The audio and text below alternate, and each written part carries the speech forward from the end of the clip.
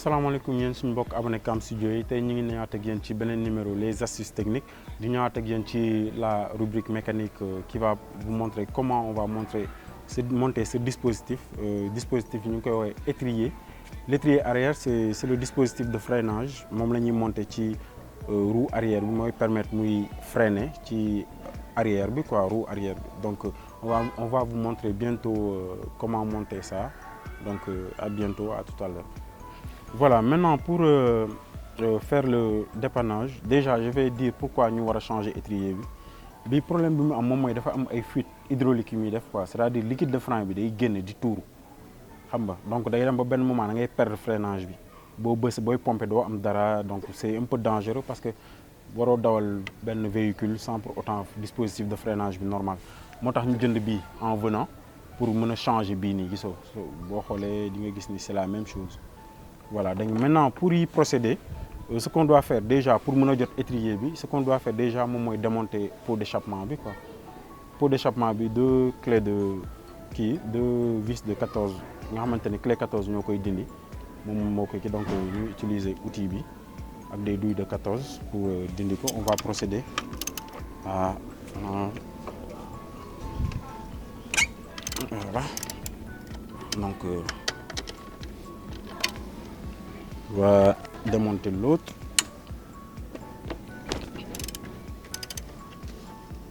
Voilà, donc bu kiiwee rek on peut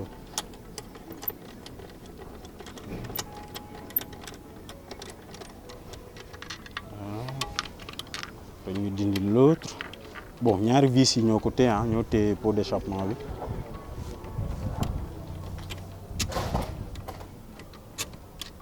Voilà, donc ñu ngi noonu ñaari vis yi on peut mettre ça de côté.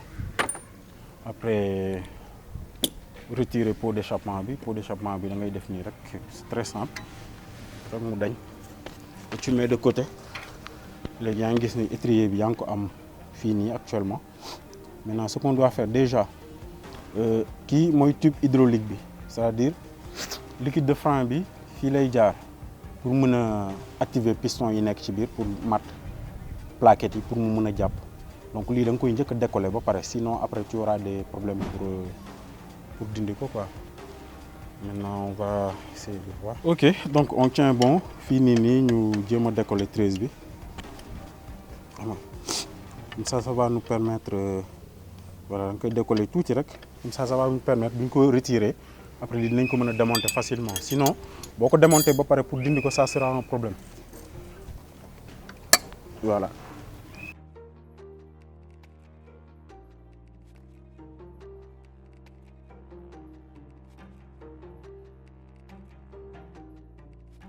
Maintenant gisoo boo gisee comme li ma doon wax sànq, voici les traces d'huile yi yaa ngi koy gis nii.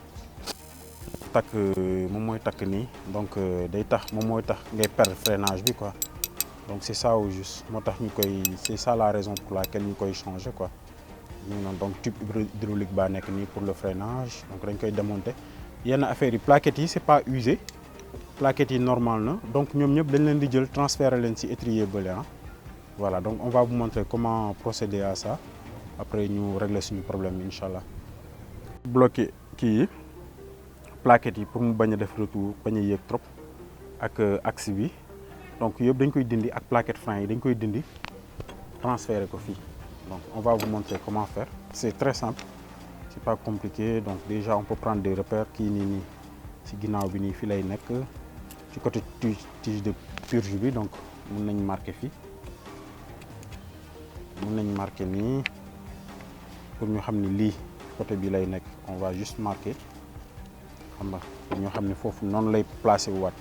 Et fii nii am na benn circlips bi dañ koy tourner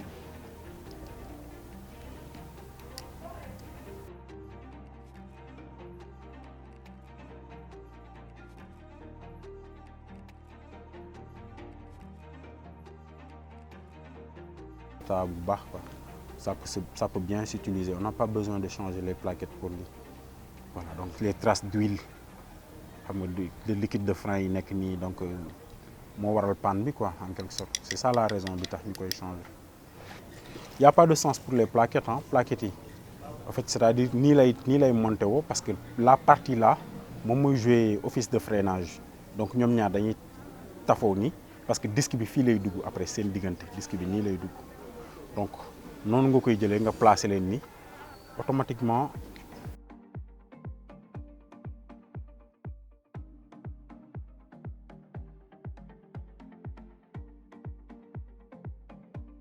de freinage bu la neexee nii nga teg plaquettes yi nga bës comme ça piston yi dellu tuuti gisoo liquide bu jotoon des tuuti la chassé noonu mu génn sax laa dina la permettre parce que lii foog nga def ko nga delloo leen seen place piston yi dellu comme ça après boo koy placer disque bi dina mën a dugg facilement après soo paree nag fii ngay monter waat sa tube hydraulique pour freinage bi après fii ngay defee purge bi parce que après dinañ ñëw ci étape de purge bi quoi pour purger liquide bi boo ko monter ba pare da nga ko war a purger voilà donc c'est ça.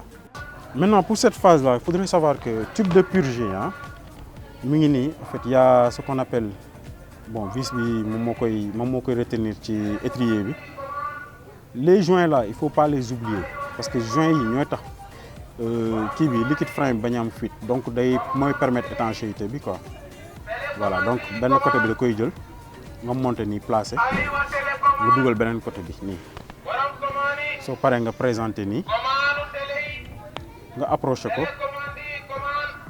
soxlul ngay utiliser gum clé bi pour le moment quoi da ngay approché nii rek pour mun ko présenter et là tu viens tu places ngay xool gisoo nii digg bi nii moo war a nekk ci diggu kii bi fii disque bi donc tu viens tu places nga xool nga placer voilà ba mu juste et voilà donc c'est déjà placé ah gis ngeen facilement c'est pas compliqué du tout après ngay ñëw nag nga monter waat nga placer waat say vis ah.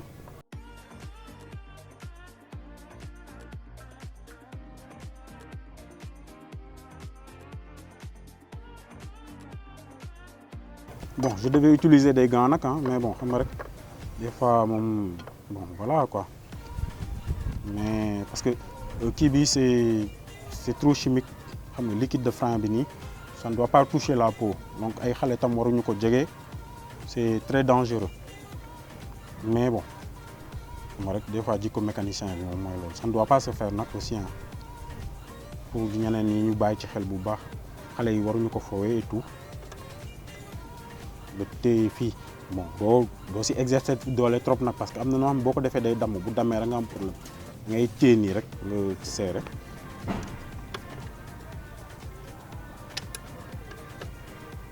serré ba mu jàpp pour éviter les fuites donc c'est bon léegi maintenant vis de purge bi dañ ko war a décoller tuuti parce que après dañu war a dem ci mettre cylindre bi ci kaw dañu war a procéder à ce que li ñuy wax purge pour purger liquide frein bi parce que nii boo ko monté nii du jàpp il faut donc air jot na ci am place ba pare donc il faut fii yëpp nekkaat liquide ba ñëwaat ci piston yi après na nga soog a mën a am freinage bu normal.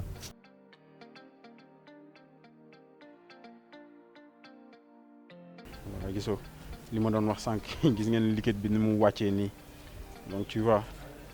ñu noonu c'est parce que l'autre beneen étrier bi da doon am ay fuite donc pratiquement da doon tuuru quoi donc mu ngi nii lii c'est une panne grave donc da lay permettre day tax booy dawal nii doo mën a am freinage te boo amulee freinage c'est grave parce que doo mën a taxaw doo mën a stopper moto bi. ñu ngi ñëw ci étape de purge bi da ngay dindi chapeau bi boo dindee chapeau bi bu la neexee tam aussi mën nga présenter benn tuyau en cas booy purger pour di mën a récupérer l'huile qui sort. fenn fooy récupérer huile bi mën nga ko récupérer voilà mais bon là comme que étrier bi c'était venant donc man du ma ko récupérer je vais laisser ça tomber rek. donc bouteille liquide de frein bi moom moo nekk nii brake fluid moom moo nekk nii .3 donc liquide bi la ñuy utiliser man j'avais eu quelque part comme que bouteille bi ma yoroon dafa yàqu woon moo tax ma transféré ko fii mais huile de frein bi bii la quoi voilà donc on a pu verser un peu ba mu amaat niveau nii. Après ça va nous permettre pour ñu mën a procéder ci purge bi quoi voilà léegi on va placer ça muy nii tout l'ensemble là est fermé procédure bi loolu la day pomper téye su ma ko nee téyel man ma desserrer vis bi liquide bi génn après ñu reprendra procédure bi ainsi de suite ba bi ñuy am vraiment freinage bu normal bi quoi, donc c'est comme ça que ça va se passer. Voilà, donc actuellement ça tire à sa fin, def nañu procédure de purge bi ba pare, donc gisoo moo tax mu xaw a tilim nii, donc c'est à nettoyer aussi.